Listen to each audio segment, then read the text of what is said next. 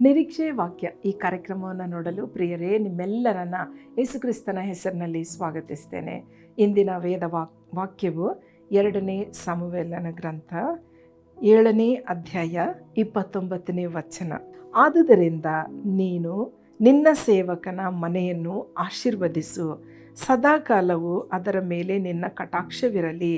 ಕರ್ತನೇ ಯೆಹೋವನೇ, ವಾಗ್ದಾನ ಮಾಡಿದವನು ನೀನೇ. ನಿನ್ನ ಆಶೀರ್ವಾದದಿಂದ ನಿನ್ನ ಸೇವಕನ ಮನೆಯಲ್ಲಿ ನಿತ್ಯ ಸೌಭಾಗ್ಯವಿರಲಿ ಎಂದನು.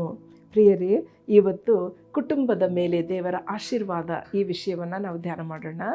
ಇಲ್ಲಿ ದಾವೀದನ ಕುಟುಂಬದ ವಿಷಯದಲ್ಲಿ ದಾವೀದನು ಬರೆದಿರುವಂಥ ಮಾತುಗಳಾಗಿವೆ.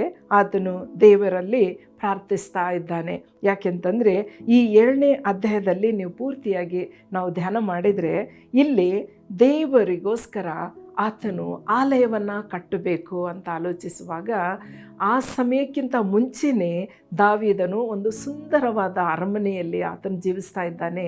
ದೇವರ ವಿಷಯದಲ್ಲಿ ಆತನು ಆಲೋಚಿಸ್ತಾ ಇದ್ದಾನೆ. ಆಗ ದೇವರು ಹೇಳ್ತಾನೆ, ಮಗನೇ, ನಾನು ನಿನ್ಗೆ ಎಂದಾದರೂ ನನಗೋಸ್ಕರ ಒಂದು ಆಲಯ ಕಟ್ಟು ಅಂತ ಎಂದಾದರೂ ಕೇಳಿದ್ನಾ? ನಾನು ಎಂದೂ ಕೇಳಿಲ್ಲ. ನಾನು ಡೇರೆಗಳಲ್ಲಿ ನಿಮ್ಮ ಜೊತೆಯಲ್ಲಿ ಜೀವಿಸಿ ನಾನು ಮೊದಲಿಂದ ನಿಮ್ಮ ಜೊತೆಯಲ್ಲಿ ಓಡಾಡ್ಕೊಂಡಿದ್ದೀನಿ. ನನಗೆ ಏನು ಬೇಡ ಅನ್ನುವಾಗ ಆವಾಗ ನಿನ್ನನ್ನು ಒಂದು ಕುರಿ ಕಾಯುವಂಥವನನ್ನು ನಾನು ಆರಿಸಿಕೊಂಡು ಇಸ್ರಾಯೇಲರಿಗೆ ಅರಸನಾಗಿ ಮಾಡಿ ನಿನ್ನ ವೈರಿಗಳಿಗೆಲ್ಲ ನಾನು ಯುದ್ಧಗಳನ್ನೆಲ್ಲ ಶಮನ ಮಾಡಿ ಒಂದು ಸುಖ ವಿಶ್ರಾಂತಿಯನ್ನು ನಾನು ನಿನಗೆ ಕೊಟ್ಟಿದ್ದೇನೆ ಅಂತ ಹೇಳುವಾಗ ದಾವೀದನು ದೇವರ ಬಳಿಯಲ್ಲಿ ಕೂತ್ಕೊಂಡು, ನಾನು ಎಷ್ಟರವನು ಸ್ವಾಮಿ, ಕುರುಬನನ್ನು ನೀನು ಅರಸನಾಗಿ ಮಾಡಿದ್ದೆಯಲ್ಲ ಸ್ವಾಮಿ, ಎಂಥ ಒಳ್ಳೆ ಸೌಭಾಗ್ಯ ನನಗೆ ಕೊಟ್ಟಿದ್ದೆ.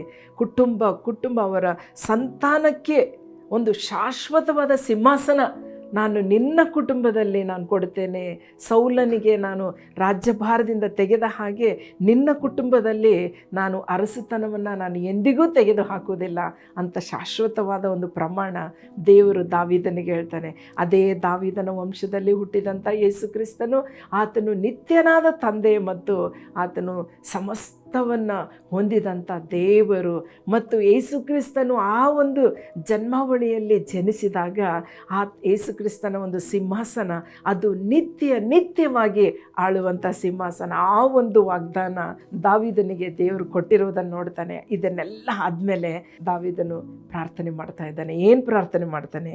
ನೀನು ನಿನ್ನ ಸೇವಕನ ಮನೆಯನ್ನು ಆಶೀರ್ವದಿಸು, ಸದಾಕಾಲವೂ ಅದರ ಮೇಲೆ ನಿನ್ನ ಕಟಾಕ್ಷವಿರಲಿ.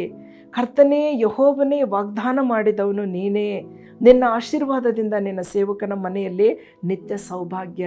ಇದರಲ್ಲಿ ನಾವು ನೋಡುವಾಗ ದೇವರೇ ಕುಟುಂಬಗಳನ್ನ ಕಟ್ಟುವಾತನು, ದೇವರೇ ಆಶೀರ್ವದಿಸುವಾತನು, ದೇವರೇ ಸೌಭಾಗ್ಯವನ್ನು ತರುವಾತನು. ಹಾಗಾದರೆ ಪ್ರಿಯರೇ, ದಾವೀದನ ಹಾಗೆ ನಮ್ಮ ಕುಟುಂಬಗಳಿಗೋಸ್ಕರ ನಾವು ಪ್ರಾರ್ಥನೆ ಮಾಡೋಣ. ದೇವರೇ, ದಾವೀದನಿಗೆ ನೀನು ಆಶೀರ್ವಾದ ಮಾಡಿದ್ದಿ, ದಾವೀದನ ಕುಟುಂಬವನ್ನು ಶಾಶ್ವತವಾದ ಆಶೀರ್ವಾದದಲ್ಲಿ ನೆಲೆಗೊಳಿಸಿದ್ದಿ, ಸೌಭಾಗ್ಯವು ನಿನ್ನಿಂದಲೇ ಅನ್ನುವಾಗ ಇಂದು ಅನೇಕ ಕುಟುಂಬಗಳು ಒಡೆದು ಹೋಗ್ತಾ ಇರುವಾಗ, ಅನೇಕ ಕುಟುಂಬಗಳು ಚದರಿ ಹೋಗುವಾಗ, ಅನೇಕರಿಗೆ ಒಂದು ಮದುವೆ ಅಂದ್ರೇ ಯಾವ ಒಂದು ನಿರೀಕ್ಷೆ ಇಲ್ಲದ ಒಂದು ಪರಿಸ್ಥಿತಿಯಲ್ಲಿರುವಾಗ ಕುಟುಂಬಗಳನ್ನು ಕಟ್ಟುವಂಥ ಆತನು ದೇವರಾಗಿದ್ದಾನೆ.